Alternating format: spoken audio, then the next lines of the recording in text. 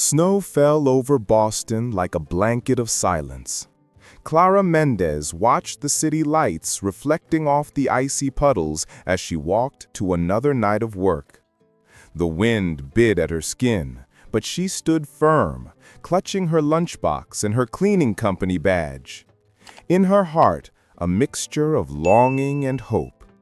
Each step echoed her determination. She hadn't crossed the ocean to give up now. Inside the gleaming offices of the financial center, the sound of vacuums and buckets replaced all conversation. Clara worked alone, surrounded by spotless desks and the smell of chemicals. She thought about her parents, about Brazil, and how much she wished she could send a little more money that month. Sometimes she daydreamed of something simple, a home, laughter, and maybe someone who would look at her tenderly. That night, the clock was almost midnight when she heard a strange noise, a soft, muffled cry. She followed the sound, confused, to one of the meeting rooms. When she opened the door, she saw a little girl with light eyes and a pink scarf, hugging a teddy bear tightly. Clara's heart sank instantly. Without thinking, she knelt beside the girl. "Hey, sweetie, are you okay?" she asked softly. The little girl looked up, her eyes brimming with tears. She didn't answer, but looked at Clara with a mixture of fear and curiosity. Clara smiled, taking a tissue from her pocket and gently drying her face. "Want to hear a secret?" she whispered, picking up a cloth glove and acting it out. Within seconds, the crying stopped, and a small smile appeared. It was a brief but magical moment. That smile lit up the cold night and would change their fates forever. When a security guard appeared in a hurry, Clara discovered who the girl was. Sophie Hargrove, daughter of one of Boston's most powerful businessmen. The security guard led the girl away, but before disappearing, Sophie turned and waved discreetly to Clara. And in that simple gesture, an invisible bond was formed. A bond that fate would soon transform into something much greater. What if a simple smile could change the lives of two people who had already lost hope? If you believe that love can be born in the most unexpected places, subscribe to the channel now, because this story will melt even the coldest heart. The next morning dawned as gray as the suits of Andrew Hargrove. From his office window, he watched the cars glide over the wet asphalt. On his desk, stacks of reports and contracts seemed to multiply the weight on his shoulders.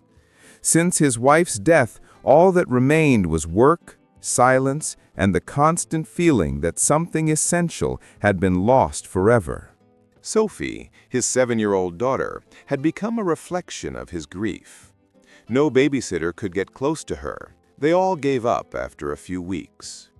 Andrew tried to compensate with expensive toys and superficial attention, but he knew deep down that the girl needed something he no longer knew how to provide: human warmth. That day, his assistant entered cautiously. "Mr. Hargrove, there's something you need to know. Your daughter was found last night at the Hargrove Investments building. An employee found her and calmed her down." Andrew looked up in surprise. "Who?" he asked, his voice cold. "A Brazilian woman named Clara Mendes." Curiosity, or perhaps paternal instinct, led him to ask for this woman to be located. When Clara was summoned to the mansion, she arrived nervous, her heart racing. The luxury of the place left her breathless: white walls, minimalist furniture, and an almost palpable absence of life. Andrew appeared, tall, elegant, with a hard gaze, and everything in her wanted to recoil. "So you're the one who accomplished what no nanny could?" he asked, emotionless. Clara just nodded humbly. "I just talked to her. Children sense when someone cares." For a moment, Andrew didn't know how to respond. Something about that simplicity disarmed him. Then, in an unexpected gesture, he said, "I need you to work here. Sophie needs you." The silence that followed was thick. Clara looked at the man before her, the billionaire everyone feared, and saw behind his cold gaze a man tired of suffering. Unbeknownst to them, they had both just taken the first step toward healing wounds that time alone could not erase. Clara's first days at Hargrove Mansion were a plunge into a world she never imagined she'd know. The tall windows let in light like sheets of ice, and the hallways seemed to echo silent memories. Sophie, despite her shyness, watched her new caretaker's every step with watchful eyes. There was fear there, but also a curiosity that insisted on blossoming. Clara had no training in dealing with rich children, but she had something no degree could teach: empathy. Instead of orders, she offered attention. Instead of strict discipline, she offered listening. Little by little, she began to discover what made Sophie smile: colorful drawings, Brazilian stories, and, above all, the sound of the guitar she played on lonely nights. Andrew watched from afar. At first, he kept his distance, thinking it was all a waste of time. But as he watched his daughter laugh with Clara, something inside him stirred, an old memory of when love was easy and life was lighter. Sophie's laughter began to echo through the house again, breaking the heavy silence that had lingered since the funeral. One morning, while Clara and Sophie were making snowmen in the garden, Andrew came downstairs and stood at the glass door, watching.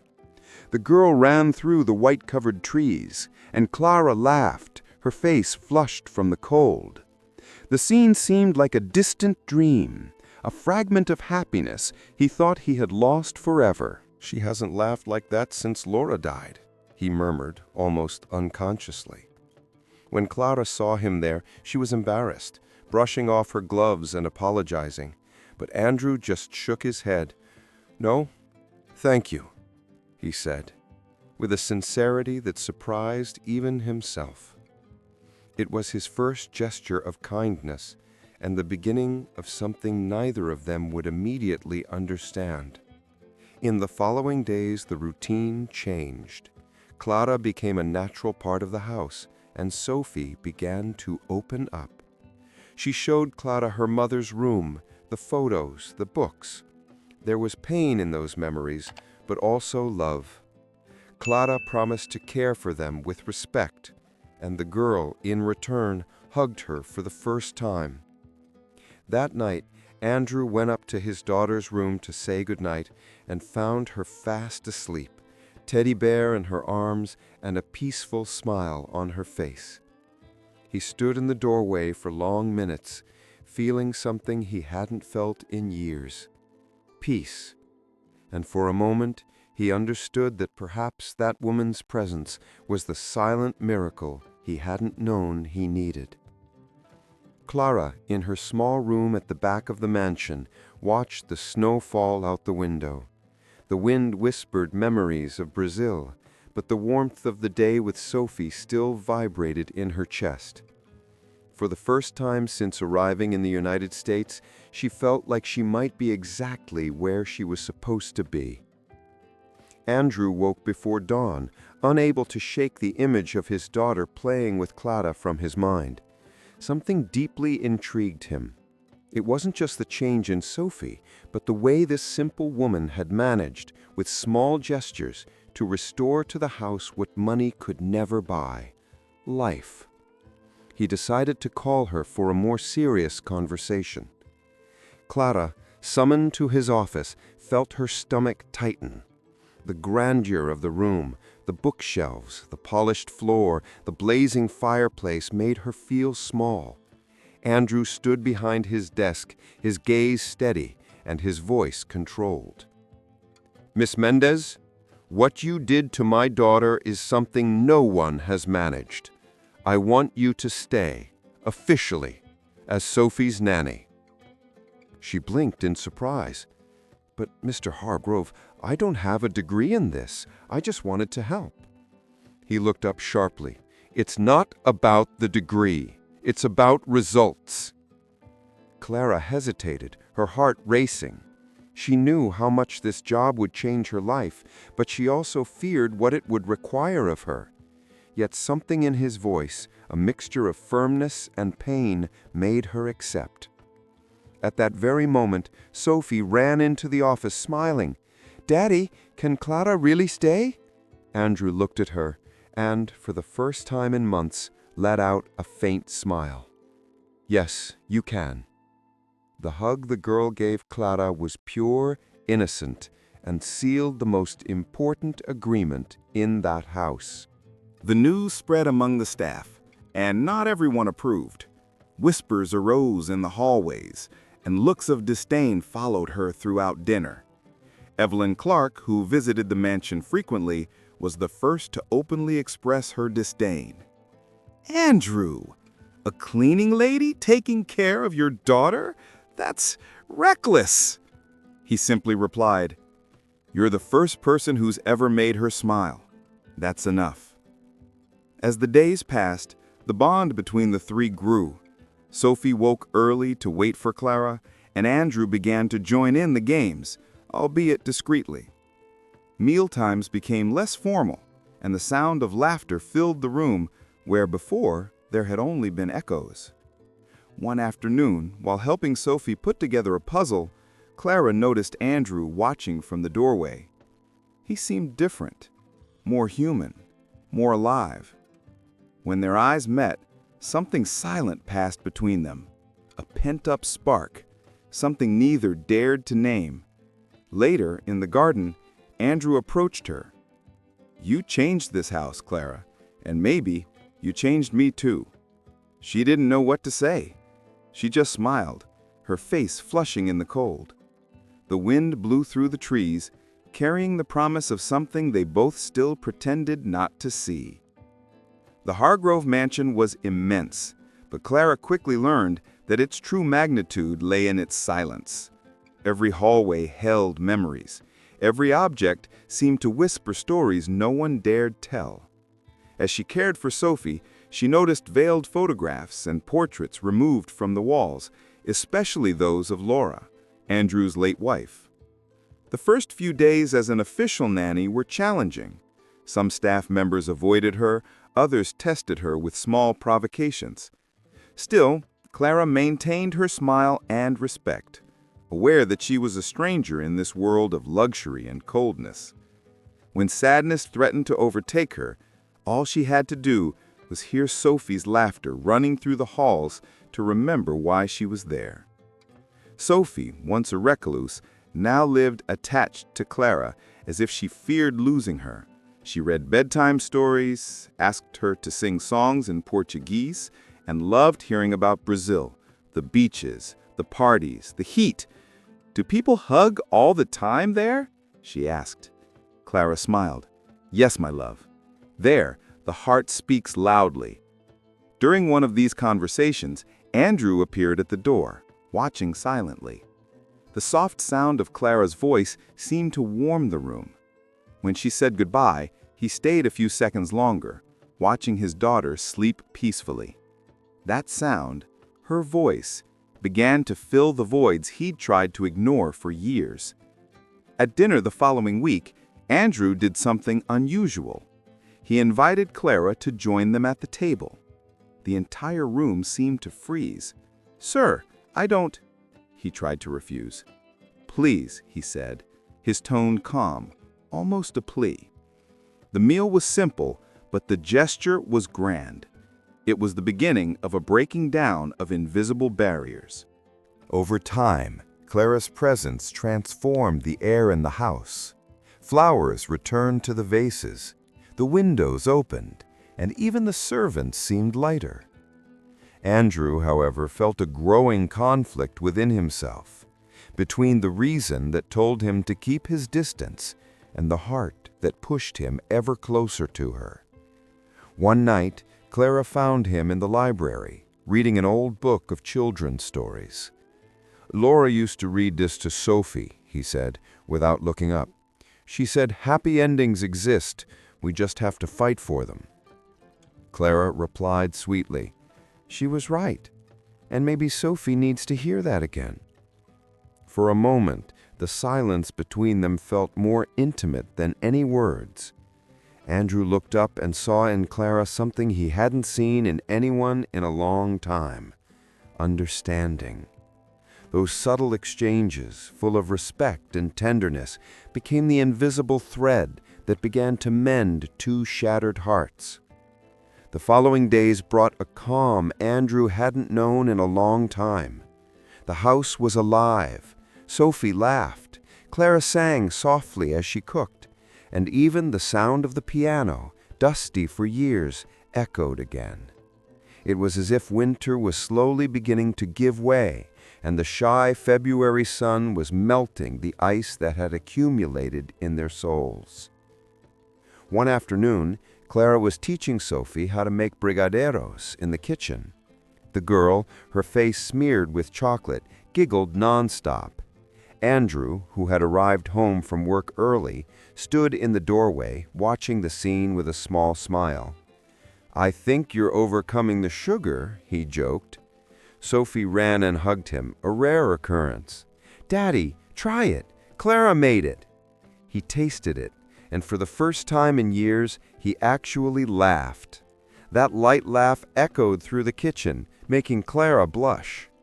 "It's great," he said, wiping the chocolate from his daughter's chin, "but I think the secret is affection." Clara looked away shyly. It was the kind of exchange that said more than any confession. Over the next few weeks, Andrew grew closer. He joined in on afternoon playdates, helped Sophie with her homework, and even fixed the old garden swing. Clara noticed the change, not only in the house, but in him as well. The rigidity gave way to kindness, and the distant gaze to an almost forgotten gleam. But the transformation did not go unnoticed by everyone. Evelyn Clark, his late wife's sister, noticed the mood and began hanging around the mansion more often. "You're different, Andrew. This woman is messing with your head," she said at a dinner party. He ignored her, but the words left a weight in the air. One night, as Clara was putting Sophie to bed, Andrew entered the room and sat in the chair beside the bed. He heard Clara sing a song in Portuguese, soft, melancholy. When she finished, he said, "You know, I forgot what it was like to hear a calming voice." The silence that followed was full of meaning. Clara simply replied, "Sometimes what's broken doesn't need to be forgotten, just rebuilt with love." He looked at her with admiration and a certain fear. Those words seemed to speak directly to his deepest wounds. That night, Andrew couldn't sleep. The image of Clara, her serenity, her strength, remained in his mind. For the first time, he wondered if what he felt was simply gratitude, or something far more dangerous and infinitely more beautiful. Spring was still far away, but the Hargrove house was beginning to fill with color. Sophie painted flowers on paper, Clara played music at breakfast, and even the garden seemed less dreary. But inside Andrew, something still weighed heavily. Sometimes he woke in the middle of the night, tormented by memories of Laura, his wife. He felt guilty, as if smiling again would be a betrayal. One evening, Clara found him on the porch, gazing at the snowy horizon. He looked tired, his face faintly illuminated by the moonlight. "Don't you sleep?" she asked gently. "Not much. The house is too big when the mind isn't silent." She approached, carrying him a cup of tea. "Silence is the worst kind of company, Mr. Hargrove." He smiled effortlessly for the first time. "Andrew." Call me Andrew." The name came out like a surrender, an invitation. For a moment, the cold felt mild. They stood there, side by side, watching the star-studded sky.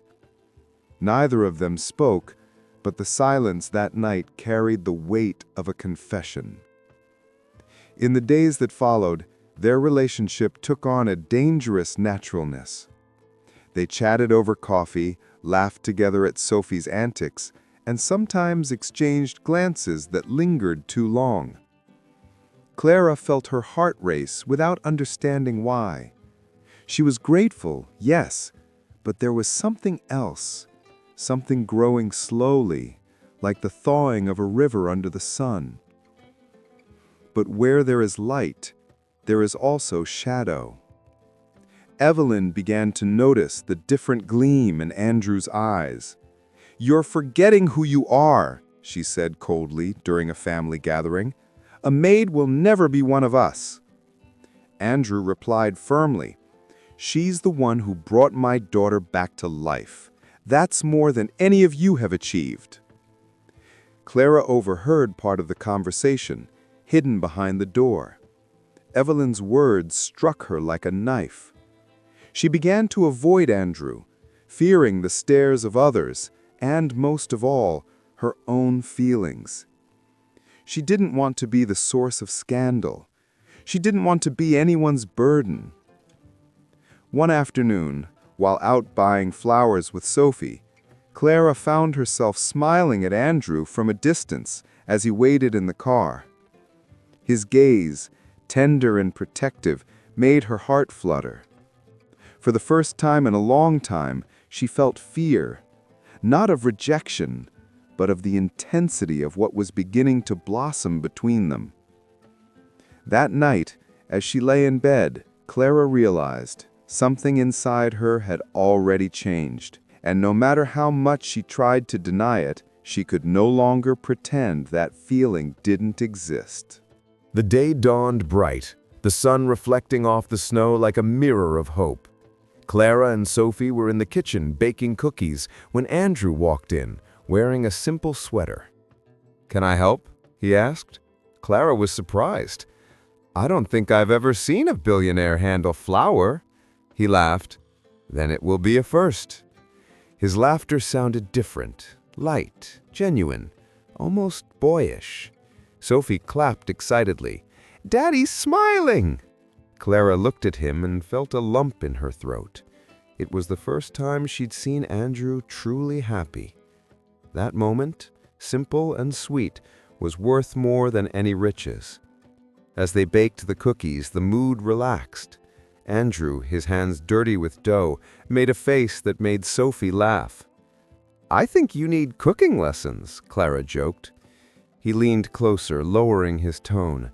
"As long as you're my teacher." The words hung in the air, loaded with a meaning they both understood and chose to ignore. That afternoon, they took Sophie out to play in the garden. The snow was beginning to melt, and the swing Andrew had repaired rocked gently. Clara gently pushed Sophie, and Andrew watched them both, enchanted. "You've brought laughter back to this house, Clara," he said, almost in a whisper. "I can't thank you enough." "No need to thank me," she replied without looking at him. "Smiles are seeds. They only bloom where there is care." He fell silent, sensing that those words spoke more than she intended. But not everyone viewed the scene with fondness. From the other side of the window, Evelyn watched with cold eyes. Her expression was that of someone who had just discovered a weakness to exploit. "So this is it," she muttered to herself. "The widower in love with the maid. This is going to be fun." That night, Andrew couldn't sleep. He walked to the hallway where he could see Sophie and Clara's rooms. He stood there, listening to the distant sound of their breathing, a sound of home, of belonging, a sound he thought he'd never hear again. His heart, once frozen, now beat strongly. What had begun as gratitude became desire, admiration, love. a silent, pure, and dangerous love, and without realizing it, the ice that surrounded his soul had already surrendered to the warmth of that woman. The following days were so light that it felt almost dangerous. The Hargrove house flourished, and the three of them settled into an almost familiar routine. Andrew and Clara exchanged looks that spoke louder than any words, and Sophie, unknowingly, became the invisible link between them. But where there is love, there are also watchful eyes, and the mansion was full of them. Evelyn Clark observed every gesture, every smile, every proximity. Her visits became more frequent and filled with disguised venom.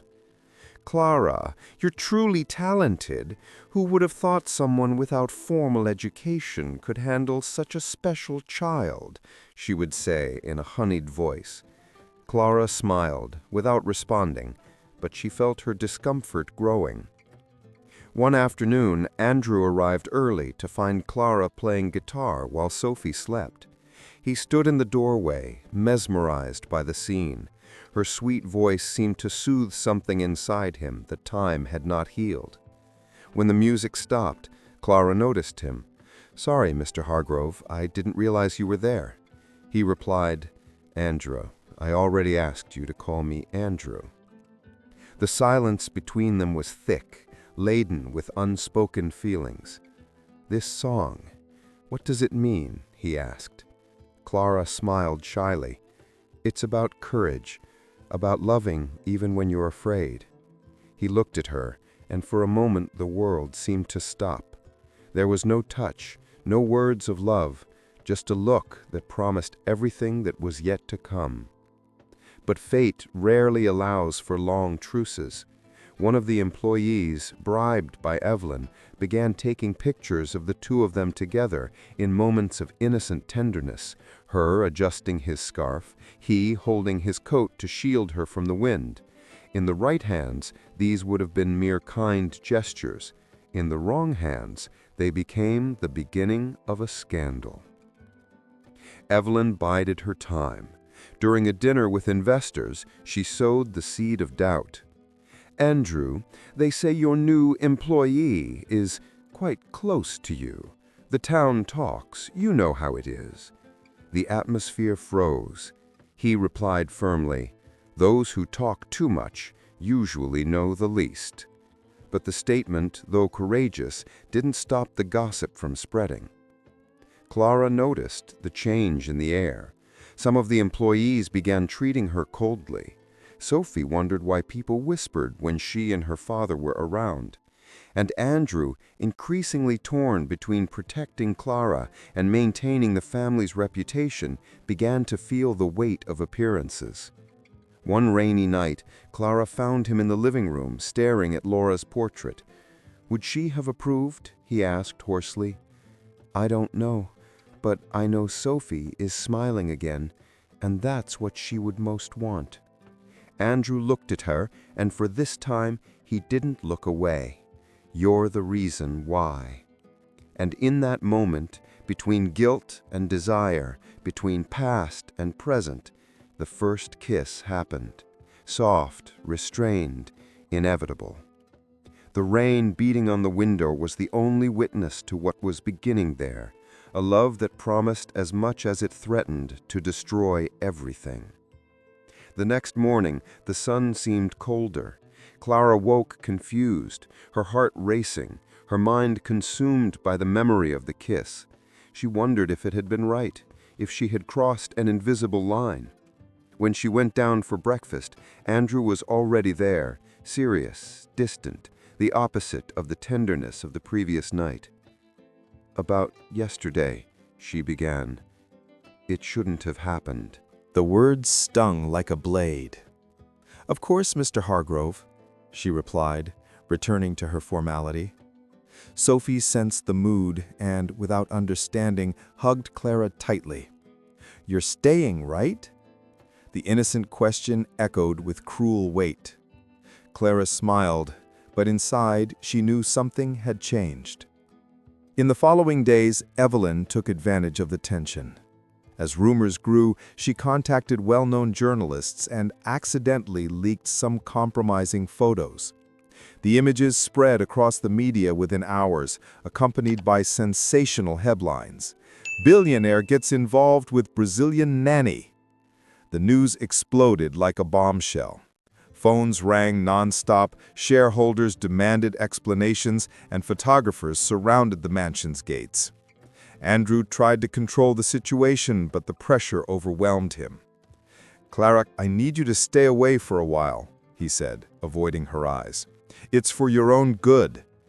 "For my sake or yours?" she replied, her tears still streaming down her face. He didn't answer. The silence was more painful than any words. Sophie, overhearing the conversation, began to cry. "Daddy, don't let her go!" But it was too late. Clara was already packing her bags. Their goodbyes were brief. Clara hugged Sophie tightly, promising that everything would be okay, even though she couldn't believe it. Before leaving, she took one last look at Andrew. "I just wanted to bring a little joy into this house. I didn't think this would be a mistake." He tried to speak, but the words stuck. When the door closed, the sound echoed through the mansion like thunder. The house, previously filled with laughter, fell silent. Evelyn watched from the stairs, her expression satisfied. "Sometimes, Andrew, reality is harsh," she said with false compassion. He simply replied, "No, Evelyn. Reality is cruel when it's made of lies." And as the snow fell again outside, Andrew's heart sunk under the weight of his own decisions. The love that had revived him now felt like the same one that was destroying him. The headlines streaked across the Boston newspapers like sharp blades. The billionaire and the nanny, the Hargrove family scandal. Photographs invaded everyone's privacy. Headlines questioned Clara's morals, and journalists camped out in front of the mansion. With each new piece of news, Andrew's reputation plummeted, and Clara's name became the target of ridicule and judgment. She took refuge in the small room she rented in the suburbs. The window was broken, and the cold crept in unbidden. In her hands, she held a photo of Sophie, taken with her cell phone. "I should have left sooner," she whispered to herself. But no matter how hard she tried to erase the memories, the girl's smile and Andrew's gaze insisted on haunting her. Meanwhile, at the mansion, the mood was one of doom. Andrew spent days locked in his office, refusing meetings and ignoring calls. The firm suffered. The partners demanded explanations, and Evelyn, pretending to be sympathetic, seized every opportunity. "Andrew, I warned you. This woman has destroyed what was left of your image. Let me handle this." "You've already cared enough, Evelyn," he replied, his voice hoarse. "And if you have to blame anyone, blame me. I'm the one who failed." The sentence was spoken with a weight that overflowed with regret. For the first time, Andrew admitted that his cowardice had cost him dearly. Sophie felt Clara's absence like an open wound. She spent hours in her room, hugging her teddy bear, refusing to eat. When Andrew tried to comfort her, she screamed, "You sent away the only person who understood me!" It destroyed him inside. The sound of his broken daughter's voice echoed in his mind until dawn. One night, unable to bear the emptiness, Andrew drove to Clara's neighborhood. He stopped across the street, staring into the dim light of her apartment. She was there, sitting by the window, watching the snow fall. For a moment, he almost got out of the car, but fear overcame him once more. Fear of rejection, of judgment, of himself. He drove home without a word. Meanwhile, Evelyn delivered her final coup. Using false documents and doctored photos, she handed over to the press proof that Clara had been fired from previous jobs for misconduct. The scandal grew. Clara lost her job as a cleaning lady and began to face harassment. Her world seemed to be falling apart around her. Yet, Even though she was hurt, Clara refused to hate. She spent her days trying to get back on her feet, washing clothes at a local laundromat, saving every penny. At night, she wrote letters to Sophie, letters she never sent. "One day you will understand, my love, and you will know that the affection I gave you was genuine." As she wrote, a tear fell onto the paper. Outside, the wind howled, but inside her there was still a small flame, a stubborn hope that love could somehow still overcome her. The days dragged by, slow and cold. Sophie, once smiling, had become silent and sad. She avoided school, refused visitors, and the sparkle in her eyes had faded. Grace, Clara's friend and a long-time family employee, watched everything with growing unease. There was something wrong with the story, and she was determined to find out what it was. One afternoon, while organizing papers in the office, Grace found a forgotten folder on Evelyn's desk. Inside were copies of the forged documents, proof that Clara had been framed. Grace's blood boiled. She destroyed an innocent woman and a child in the process.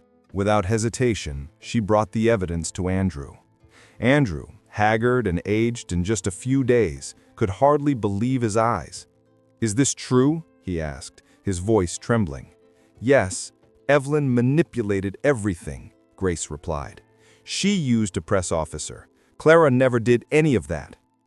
Andrew closed his eyes, feeling the weight of guilt crush him. "My God, what have I done?" Meanwhile, Sophie, hidden behind the door, heard everything. Tears streamed silently down the girl's face. Without saying a word, she went upstairs to her room and began writing a letter. It was simple, childlike, but filled with purity. "Clara, my father is stupid. He loves you, but he's scared. I love you too. Please come back." That same night, Grace helped Sophie sneak out of the mansion. They took the car and drove to Clara's neighborhood. When they knocked on the door, Clara was slow to open it. When she did, she saw the girl running and hugging her tightly. "Sophie, what are you doing here?" the girl cried. "You can't leave. Daddy needs you." The reunion was a whirlwind of emotions. Grace told her everything, about Evelyn, about the lies, about Andrew's regrets.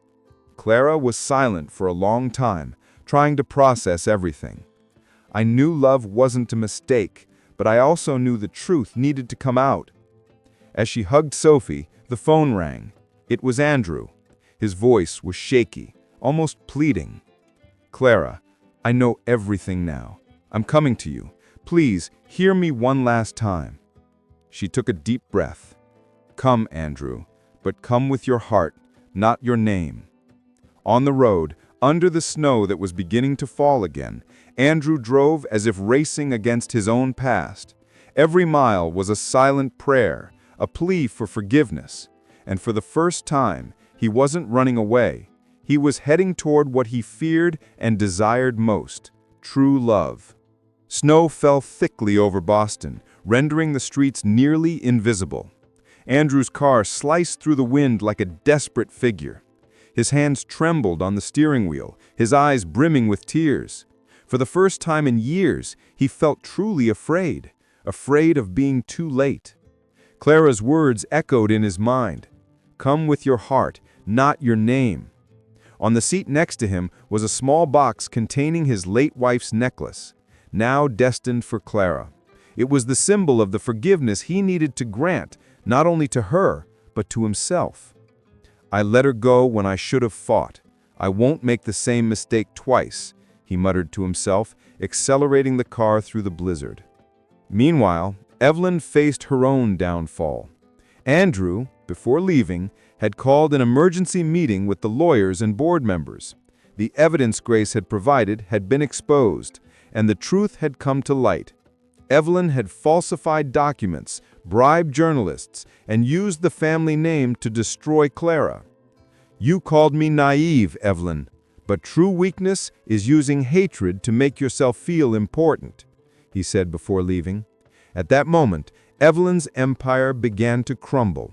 She was ousted from the company and for the first time had nothing to say.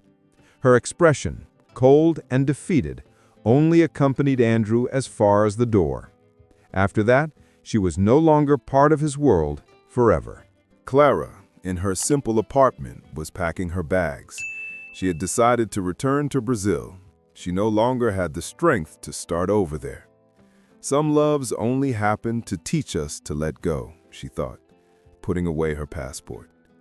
Sophie slept on the couch, exhausted from the long night of tears.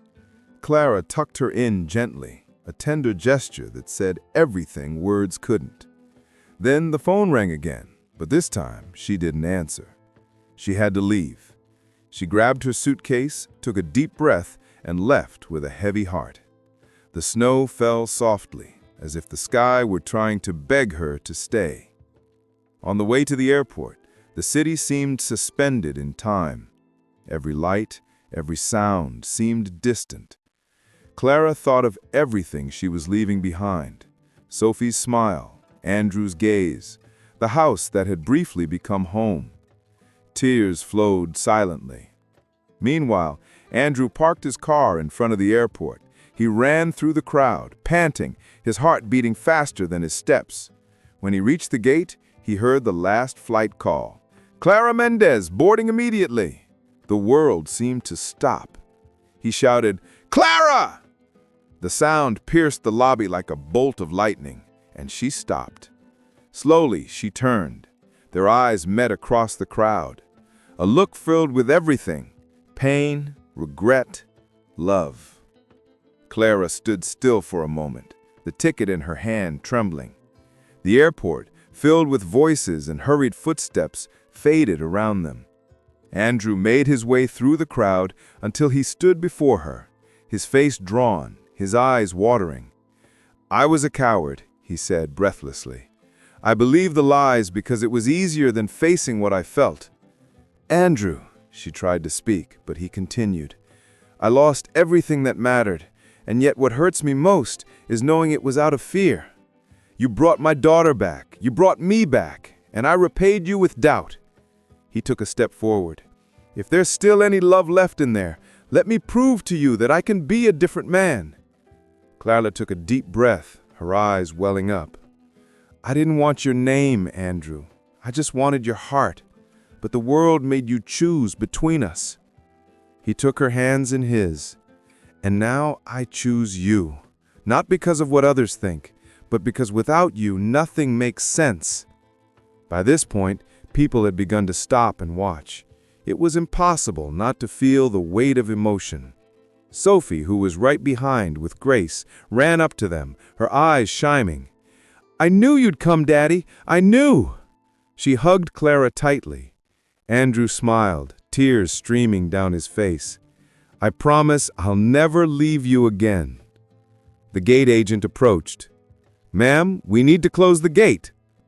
Clara looked at the ticket, then at Andrew and Sophie, and for the first time in a long time, she felt peace. She tore the ticket in half, the soft sound echoing like release. "I have a different flight," she said, smiling through her tears. Andrew laughed, relieved, and hugged her tightly. The audience, touched by the scene, applauded quietly. But for them, the world had stopped. It was just the warmth of bodies meeting after so much cold, a reunion that needed no promises, just presence. Later, back at the mansion, the house seemed different. Clara was preparing dinner, Sophie was running down the hallway, and Andrew was playing a soft melody at the piano. "Do you recognize it?" he asked. Clara smiled. "The Song of Courage." He nodded. "It's ours now." That night, the snow finally stopped falling. The Boston sky, clear and starry, seemed to bless the new beginning.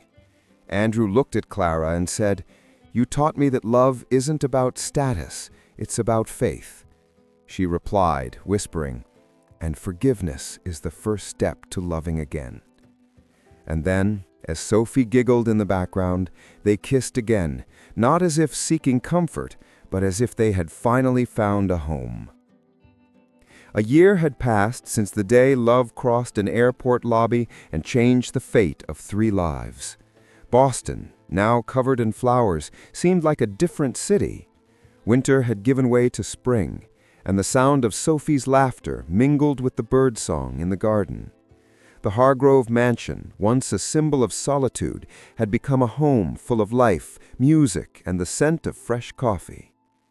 Clara walked down the hallway, noticing the walls now decorated with new photos. Sophie smiling at school, Andrew cooking with her, and a picture of the 3 of them together at a street fair. Each frame told a story, not of luxury, but of reconciliation. It was the home she never imagined she'd have, and now firmly in the present. Andrew sat on the terrace reading the newspaper as the morning sun illuminated his face. When he noticed Clara approaching, he smiled in that simple, serene way only she knew. "Remember when this place was cold?" "I remember," she replied, sitting down beside him. "I don't think the cold was ever in the walls. It was inside us." He held her hand, their fingers intertwining effortlessly. "You melted everything, Clara. The snow, the pride, the fear. I thought love was weakness, but I discovered it's the only force that truly changes us." She smiled, her eyes welling. "And forgiveness is the first step to loving again." Sophie came running, carrying a yellow flower picked from the garden. "For you, Mommy," she said, handing it to Clara. Her heart stopped for a moment. "Mommy!" Andrew looked at his daughter, overcome with emotion. "She's seen you like this for a long time," he whispered. Clara knelt, hugging the girl tightly, tears flowing guiltlessly. It was the sound of healing. Later, the 3 of them went for a walk. The gentle wind swayed the trees and made Clara's scarf dance in the air. Andrew watched her with that mixture of love and silent admiration, the woman who had transformed his life and taught him that vulnerability is not weakness, but proof of courage. As the sun began to set, Clara stood atop the hill and looked out over the city.